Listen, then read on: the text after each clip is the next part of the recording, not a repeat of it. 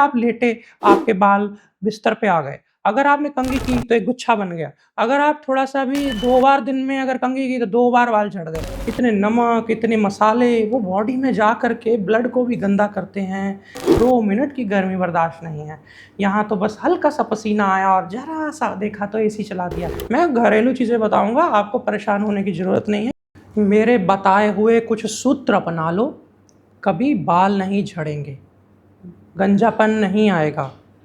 जिनको बहुत सारे बाल हाथ में आ जाते हैं, बाल दो मुँह हैं, कमज़ोर, बेजान हैं, सब इस बात पे अमल करें।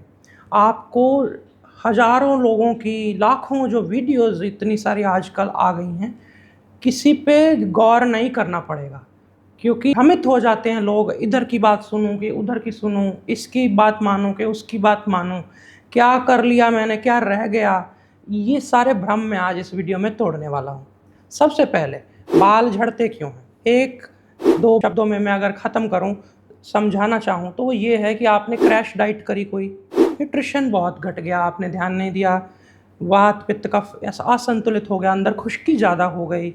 दूसरा, आप कोई बहुत तेज़ जैसी कठिन जटिल बीमारी से गुज़र रहे हैं या निकल कर आए हैं। शरीर उनसे लड़ने में ऊर्जा खर्च कर चुका, अब उसके पास नहीं बची। वो भी एक अवस्था है। तीसरा, स्ट्रेस, एंग्ज़ायटी, आस-पास का माहौल ऐसा रहा, आप इस ऐसे परिवेश में, ऐसी परिस्थितियों में फँसे हुए थे या हैं कि आपके शरीर के अंदर का ओज, तेज, बल सोचने में, परेशानी में, अंदर ही नष्ट हो गया। ये भी एक कारण हो सकता है। और फिर इसके अलावा आपने बहुत ज़्यादा एक्सेस में खा लिया। अब एक तो कम खाया था, यहाँ पे आपने एक्सेस में खा लिया। बाज़ार का, ये किसी के घर का, कहीं पार्टी का, इतने नमक, इतने मसाले वो बॉडी में जा कर के ब्लड को भी गंदा करते हैं, अंदर जा कर के एसिडिक माहौल पैदा करते हैं। एसिडिक माहौल में फिर बाल नहीं टिक पाते। ये चीज़ समझ ली आपने यदि, और थोड़ा-सा नींद पे जिसने काम कर लिया, डिटॉक्स पे जिसने काम कर लिया, यानी पसीना सही से ले रहा हूँ कि नहीं मैं, या मैं इतना व्यायाम करके शरीर को थोड़ा तोड़ना भी होता है कि बॉडी जो शरीर में जो हमारे अंदर गया है आहार, वो जाके लगा है अंगों पे, मांसपेशियों पे, अब उसको व्यायाम करके तोड़ा जाए वापस। पुराना ढाँचा ढाया जाए, फिर नए आहार से बनाया जाए, इससे शरीर तंदुरुस्त रहता है। तो ये चीज़ें करनी है। अगर किसी को पसीना नहीं आ रहा तो उसको पहले पसीने लाने के व्यायाम करने हैं, शरीर को इतना सैर, इतना कष्ट देना है, इतना कम्फ़र्ट नहीं क्रिएट करना कि भाई मुझे तो 2 मिनट की गर्मी बर्दाश्त नहीं है। यहाँ तो बस हल्का-सा पसीना आया और ज़रा-सा देखा तो एसी चला दिया। कुछ समय ऐसा होना चाहिए कम्फ़र्ट ज़ोन से बाहर रह कर के अपने आप को थोड़ा परिश्रम में और थोड़ा व्यायाम में डाला जाए। इतनी बातें समझ में आ गई, अब आगे बढ़ते हैं। मैंने कहा था स्ट्रेस मेन कारण होता है, तो अब स्ट्रेस से तो आपको खुद ही टैकल करना है। भई मैं अच्छी नींद लूँ, जिन चीज़ों से स्ट्रेस आ रहा है उसमें किसी मास्टर की हेल्प लूँ। भई मैं इस रिश्तों में, मैं परिवार में, मैं बिज़नेस में, जहाँ भी कमी महसूस कर रहा हूँ, जहाँ परेशानी महसूस कर रहा हूँ, उस क्षेत्र के मजे हुए लोगों से, सुलझे हुए लोगों से आप संपर्क करिए, उनके पास बैठिए, चीज़ों को एक-एक करके सुलझाइए। अगर गुस्सा ज़्यादा आ रहा है, तो वो गुस्सा जिन परिस्थितियों से आ रहा है, उन परिस्थितियों से थोड़ा हट जाइए और फिर कुछ समय के लिए ध्यान, भजन, अपने मन को ऐसी जगह आश्रित करिए, जहाँ जिसको आप समर्थ समझते हो। किसी की माता-पिता में निष्ठा है, तो उन पे समर्पित हो जाइए। किसी की भगवान पे, गुरु पे निष्ठा है, उस पे समर्पित उन पे समर्पित हो जाइए कि मुझे आप शरण में लो। वहाँ स्ट्रेस घटता है। हम सिक्योरिटी फ़ील करते हैं, चाहे वो किसी अपने से बड़े की या परमात्मा की, हमें सिक्योरिटी फ़ील होती है कि मैं किसी सुरक्षित जगह पे हूँ, सुरक्षित हाथों में हूँ, मेरा कुछ गलत नहीं हो सकता। तो वहाँ पे सारे स्ट्रेस हार्मोन्स, कॉर्टिसोल आदि सब धीरे-धीरे शांत हो जाते हैं। थोड़ा समय लगता है। इतना कर लिया, फिर मैंने जब बोला था अत्यधिक बीमारी की अवस्था में कोई है, उसका तो हल नहीं है, उसको तो डॉक्टर के पास जाना चाहिए तुरंत। वो तो सारी चीज़ें यहाँ कवर नहीं हो सकती। वो उसको छोड़कर अगर किसी ने बहुत भूखे रह लिया है, बहुत ज़्यादा वो कर लिए व्रत आदि जिसमें कुछ खाया ही नहीं, या क्रैश डाइट जिसको बोल देते हो कि कुछ ऐसा है ही नहीं, बस एक आधी सब्जी, एक आधी रोटी, बासी खाना, कभी-कभी गर्म करके खाना, तो ऐसे अवस्था में फिर न्यूट्रिशन बढ़ाना पड़ेगा। समय पे सुबह उठ कर के फलाहार लेना, फिर आहार से पहले दोपहर को कुछ थोड़ा सलाद आदि लेना, जिससे बॉडी डिटॉक्स होती रहे, फाइबर पूरा जाए, वाटर कंटेंट अंदर पूरा जाए और सारी चीज़ें अंदर जाएँ पेट में कि जो शरीर को, आंतों को साफ़ करती हुई आएँ। ये चीज़ें आपको समझनी है। फिर मैं अब आता हूँ कुछ टिप्स। कुछ ऐसी चीज़ें हैं जिससे कि आपको मदद मिले बालों को तुरंत मजबूत करने में, तुरंत उनको थाम लेने में। मैं घरेलू चीज़ें बताऊँगा, आपको परेशान होने की ज़रूरत नहीं है कि कोई ऐसे महँगे-महँगे न्यूट्रिशन या सप्लीमेंट बता दूँ कि बाद में आपको लेने में या मँगवाने में ही दिक्कत हो जाए। नहीं, हम सबसे पहले क्या करें, तांबे के बर्तन का पानी पिएँ। तांबे के बर्तन का पानी मैं पहले भी कह चुका हूँ, ये डिटॉक्स करता है। आपकी आंतों को भी, आपके खून को भी, जहाँ-जहाँ ताम्र जाएगा वहाँ-वहाँ से शोधन करेगा। ताम्र संशोधक भी होता है। आपने ये तांबे का पानी पिएँगे तो पसीना भी खूब आएगा। ये शुरुआत हो गई, बालों को मजबूती मिलने लगी, पानी वैसे भी अच्छा है। फिर उसके बाद दूसरा स्टेप रख देना है साथ में, क्या? कि आपको इसमें नमक ज़्यादा जो खाते हैं, सेंधा नमक उपयोग करो, लेकिन जहाँ सलाद, फ्रूट या जो अन्य-अन्य जैसी चीज़ें जहाँ ज़रूरत नहीं है, कोई फलों का रस पी रहे हैं, कुछ पी रहे हैं, उसमें अवॉइड करो नमक। नमक घट गया, शरीर में कम जाने लगा, एक आप आहार बनाते हो, कोई कुकिंग करते हो तो लास्ट पे नमक डालो। उससे क्या रहता है कि नमक ऊपर-ऊपर रहेगा, हर चीज़ के ऊपर-ऊपर। आपको थोड़ा नमक डालने पे भी पूरा टेस्ट आएगा। शुरुआत में ही नमक डाल देते हैं कई बार, वो अंदर तक, आलू के अंदर तक चला जाता है नमक, है ना? दाल के अंदर तक चला जाता है नमक। वो अंदर चला जाने से बाहर से जो उसकी रसा है, उसकी जो चाशनी है सब्ज़ी की, उसमें वो कम महसूस होता है। आपको लगता है नमक पूरा नहीं, थोड़ा और डाल देते हैं। आप और डाल देते हैं। उसी बातों ही बातों में, अनजाने में आपसे नमक ज़्यादा खाया जाता है। तो इसलिए अंत में नमक मिलाएँ, उससे भी बचेंगे आप। सॉसेज़ और जो ये बाज़ार की चटनियाँ-वटनियाँ कम, घर की बनी कभी-कभी खा भी ली थोड़ा संयम से, कभी खाई, कभी नहीं खाई। तो इस तरह से कभी एकदम बिल्कुल हल्का रख दिया एक दिन बिल्कुल मज़ेदार खा लिया कुछ, तब भी शरीर बड़ा अच्छा रहता है, खुश रहता है, क्योंकि एक दिन उसको खाने को मिल गया, एक दिन उसको पुराने वाले को निकालने के लिए थोड़ा खाली रख लिया। बस वो शरीर खुश हो जाएगा। इसके बाद फिर क्या करना है? आंवला, काले तिल, भृंगराज का चूर्ण या भृंगराज के, सूखा भृंगराज के पत्तियाँ मिल जाती, टहनियाँ आदि, उसको पीस करके चूर्ण बना लिया। आंवला का चूर्ण भी सूखे आंवले का ही होता है, तो ये बीज रहित होना चाहिए। आंवला, काले तिल, बिना पॉलिश वाले होने चाहिए काले तिल। तो ये तीनों को जब बराबर मात्रा में आप पीस लेते हैं, कम, थोड़ी तेज़ गरम करती है जो मसालों को, वैसी मिक्सी नहीं, थोड़ा अगर ऐसी मिक्सी है तो थोड़ा रुक-रुक के 10-10 सेकंड चला के धीरे-धीरे करके उसको पीस लो। थोड़ा मोटा दरड़ भी चलेगा।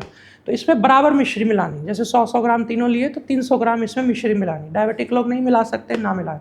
अब जिन्होंने मिश्री मिला ली वो ऐसे ही इसको 1 चम्मच सुबह, 1 चम्मच रात को, अथवा तो अगर बहुत थोड़े दिन, महीना, 1 डेढ़ महीना 2 टाइम ले लिया, उसके बाद भले ही रात को ले लें।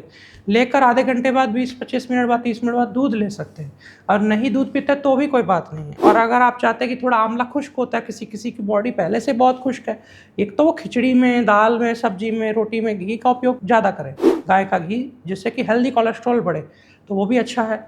लेकिन दूसरी तरफ इसके साथ भी कोई लोग चाहें तो थोड़ा देसी घी और उससे दुगना शहद, आधा चम्मच देसी घी, 1 चम्मच शहद मिलाया, बराबर नहीं मिलाया जाता है इन दोनों को, शहद और घी बराबर मिलाने से विष बन जाता है, पचता नहीं है, जलन करता है बहुत ज़्यादा, यहाँ पे ऐसे बर्न हो जाएगा।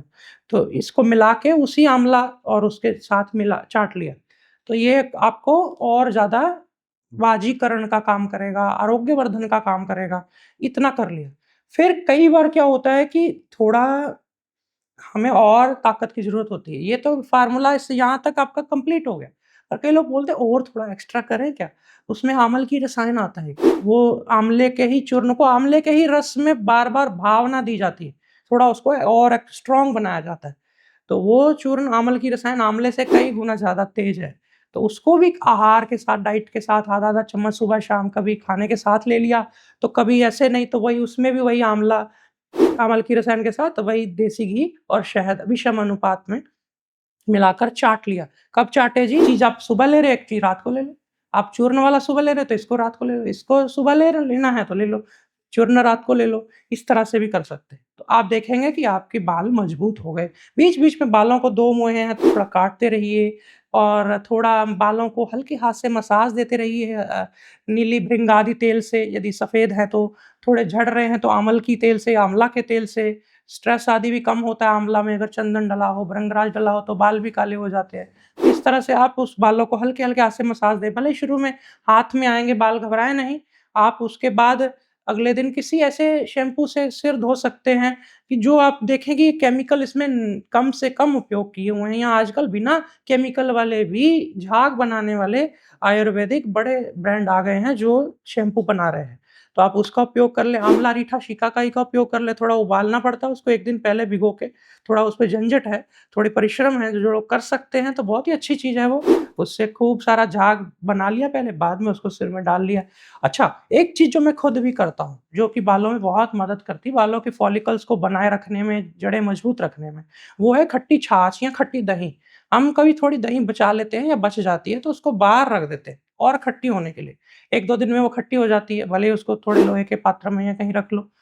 थोड़ा बहुत वो उसमें लोहे का अंश भी आ जाए, तो आपने वो खट्टी होने दी। जब वो खट्टी हो गई तो फिर नहाने से किसी दिन तो मालिश कर ली रात को, तो अगले दिन सिर धो लिया, तो उससे क्या होता है कि थोड़ा बालों को वो शैम्पू ड्राई नहीं कर पाता। पहले से ही तेल लगा होता है तो तेल निकल जाता है, बाल साफ हो जाते हैं, लेकिन बालों को और ड्राई नहीं करता शैम्पू, ये भी बात हो गई। दूसरी बात, कभी-कभी हमने तेल नहीं लगाया जैसे, उससे अगले दिन सुबह सिर धोना है कभी, तो 10-20 मिनट आधा घंटा के लिए इस तरह से खट्टी दही लगा ली।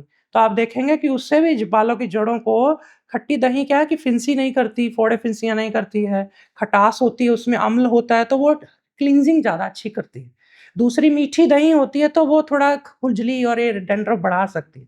तो ये चीज़ आपने कर ली, और डैंड्रफ ना बढ़े उसके लिए नाक में भी गाय का घी थोड़ा-थोड़ा 2-2 4-4 बूँद सुबह डाल लिया, और पैरों के तलवों में भी थोड़ा देसी घी आदि की मालिश, थोड़ा बॉडी में भी ऑयल मसाज, नासिका में, नाभि में, मलद्वार में तेल लगा लिया, सुबह मुँह में तेल के 4-5 चम्मच भर के रख लिए और थोड़ा पानी मिला के ब्रश से पहले, मंजन से पहले, फिर 10-20 मिनट बाद वो कुल्ला करके फेंक दिया।